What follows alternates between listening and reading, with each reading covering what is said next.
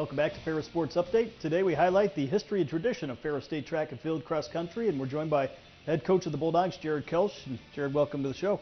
Thanks, Rob. Great to be here. I know as you look back over the history of Ferris State Track and Field cross country, goes back many years, especially on the men's side, before some of the women's athletes really started in the 1970s. Over 120 All-Americans combined. What's it like being a part of that history and that tradition and carrying that on to this day? Oh, it's awesome. You know, we've had so many good athletes, multi-sport athletes over the years that have done football, track, obviously a good history of cross-country program. To see that many accolades and have that many athletes not only be successful on the course or in the track, but then go on out into the real world, so to speak, and be successful is just awesome. Obviously, when you think of the great athletes, coaches, you start maybe with Ray Helsing, who was kind of the legendary head coach here from the late 1960s to the mid 1980s. He really set the foundation for what's been able to be accomplished in track and field and cross country. Yeah, a lot of his programs, you know, throughout his tenure here, really set the tone for what we've achieved today. He started the cross country program.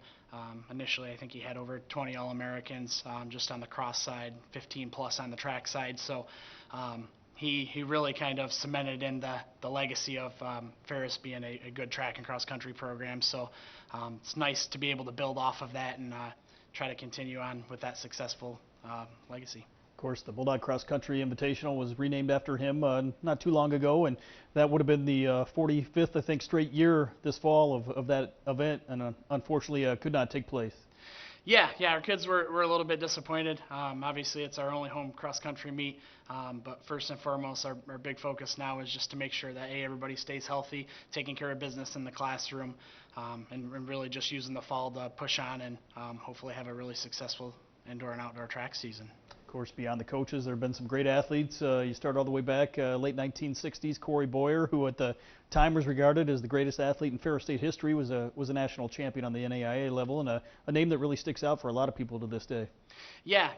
Again, one of those two-sport athletes that I had mentioned a little bit ago, still has, I believe, 2 records right now, is in multiple top 5 of several events for our track program. Was the NAIA record holder for the 440 intermediate hurdles, so definitely one of the all-time greats here for Ferris track and field. Of course, there's been some other national champions. Paul Cochran, who we see right here, 3-time national champion in the throwing events. Amy Woodman in the long jump. Anna Rudd. You had Tina Muir, who was an 11-time All-American herself. Yeah, that was a really good stretch. Like you said, our latest national champion being Anna Rudd. I believe she was a 7-time All-American. Like you said, Tina Muir 11 times. They really set the tone for what our program is since 2000 on the distance side. Both of them are, you know, the record holders or in the top 2 of several events as far as Tina and Anna go.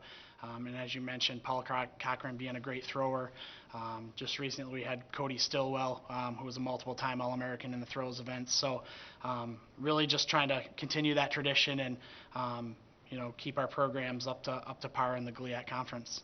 When you're competing against the best athletes in the country, what does it take to earn All-America honors and to be a national champion? Obviously, I know it takes a lot of hard work and dedication. Yeah, really it's just consistency. First and foremost, it's really just being injury-free, you know, doing all the little things right, making sure you're taking care of stuff in the training room, eating, sleeping.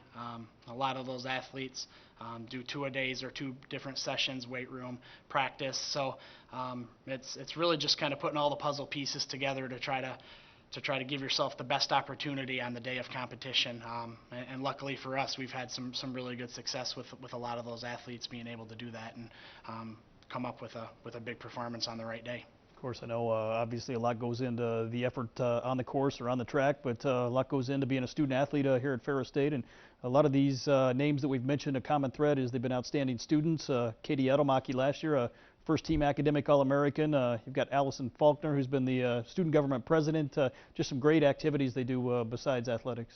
Yeah, a lot of our athletes are involved in so many different extracurriculars that it's hard for us to keep track, but we also know that they're spreading their time a little bit thin because they are involved in so many things. So the big thing is that they do take everything they do seriously, but also first and foremost they're a student and then an athlete second. So they're making sure they're getting it done in the classroom and being successful, so that when they leave Ferris State University, they can get onto a better spot as far as career-wise goes. So. Finally here, someone who grew up here locally, what's it been like to kind of follow this program and now to be in charge and be the person kind of running this program? It's been fantastic. Being a student athlete here, like I said, had a great experience competing here and being a student. Obviously living locally, we saw the success throughout the years that Ferris State has had. So now that I get the opportunity to kind of give back and help push the current student athletes forward, it's been really, really rewarding. Lots of great relationships built throughout the years, and still in contact with several of our former student athletes and talk to them pretty regularly. So it's been very rewarding career.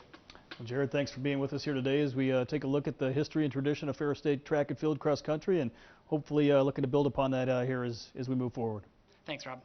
That'll do it for Ferris Sports Update. A reminder, you can follow all the action online at ferrisstatebulldogs.com. Have a great week.